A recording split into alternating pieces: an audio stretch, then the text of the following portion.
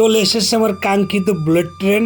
এখন এই ট্রেনে আমি জেদ্দা থেকে মদিনায় যাব জন্য যে ট্রেন বুলেট প্রুফ ট্রেনের টিকিটটা পাইছি। বাংলাদেশে প্রায় আপনার 11,000 টাকা নিছে। আসসালামু আলাইকুম, সুন্দর একটা জার্নিতে আপনাদের সবাইকে স্বাগতম। আমি এখন জেদ্দা থেকে মদিনায় যাব হযরত মুহাম্মদ সাল্লাল্লাহু আলাইহি ওয়াসাল্লাম রওজা মুবারকে। তার জন্য আমি জেদ্দা রেলওয়ে স্টেশনে চলে আসছি। দেখেন কত সুন্দর একটা পরিবেশে আমি এখন বুলেট ট্রেনে করে আমি মদিনায় যাব। তার জন্য আমি ট্রেনের টিকিট সংগ্রহের জন্য অফিসে যাচ্ছি। এই যে একটা ম্যাপ, মানে এই ম্যাপ অনুযায়ী যাবে একটা আপনার শৈল্পিক একটা ম্যাপ তৈরি করে, সেই ম্যাপ অনুযায়ী বা এরকম ট্রেন, সেই ম্যাপটার থেকে মদিনার জন্য যে ট্রেন বুলেট প্রুফ ট্রেনের টিকিটটা পাইছি। বাংলাদেশে প্রায় আপনার 11,000 টাকা নিছে জেদ্দা থেকে আপনার মদিনায় যাওয়ার জন্য। আমার এর সাথে পানি, খাবার এবং হালকা কিছু লাঞ্চ দিবে। দেখা যাক আমার এই টিকিটের সাথে কী কী দেয়। এটা ভিআইপি লাউঞ্জে বুলেট প্রুফ ট্রেন, তো জানি না কী কী হবে এতে, দেখা যাক। একটু অপেক্ষা করা মাত্রই আমার ট্রেনটা চলে এসেছে। এটাই সেই বুলেট ট্রেন। এই ট্রেনে করেই আমি মদিনার উদ্দেশ্যে রওনা দিব। এই জায়গা থেকে মদিনার দূরত্ব প্রায় 600 কিলোমিটার, কিন্তু আমার যাইতে সময় লাগবে 1 ঘন্টা 50 মিনিট। তো নির্ধারিত টাইমে আমার ট্রেনটি স্টেশনে পৌঁছে গেছে।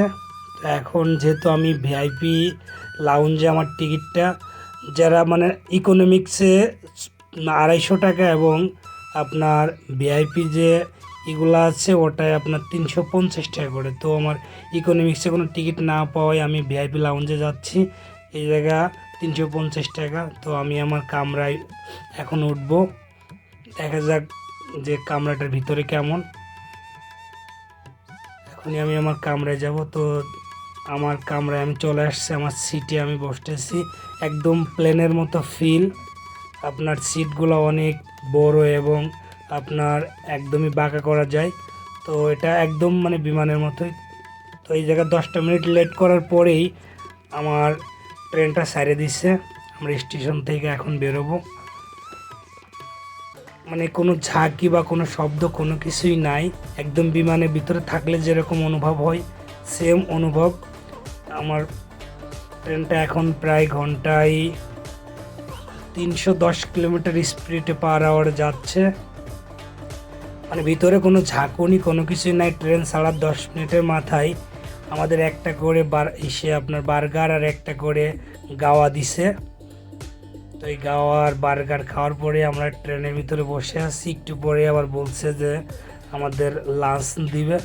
তো দেখা যাক লাঞ্চে কী দেয়। যেটাই দেখ আপনাদের দেখাবো। তো বাংলাদেশের মতো ওরকম ট্রেনে কোনো শব্দ বা ঝাঁকুনি কোনোটাই নাই। মানে এটাই ভ্রমণ না করলে আপনারা মানে এর বিশেষত্বটা বুঝতে পারবেন না।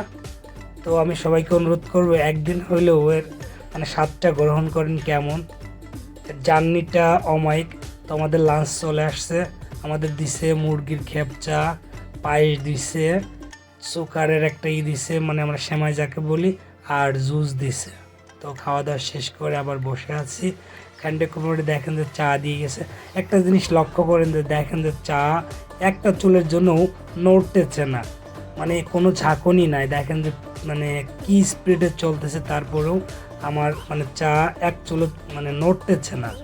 অর্থাৎ এর ভিতরে কোনো ঝাঁকুনি কোনোটাই নাই। দেখতে দেখতে আমরা আমাদের গন্তব্যে পৌঁছে গেলাম। 1 ঘন্টা 50 মিনিটে আমরা মদিনার এরামের কাছাকাছি স্টেশনে পৌঁছে গেছি। আলহামদুলিল্লাহ, অনেক সুন্দর একটা অভিজ্ঞতা। তো আপনারা সবাই ভালো থাকেন, সুস্থ থাকেন। আল্লাহ হাফেজ। আর চ্যানেলটা ভালো লাগলে অবশ্যই সাবস্ক্রাইব করে পাশে থাকবেন। সবাইকে সেই দোয়া করে শুভকামনা। আল্লাহ হাফেজ।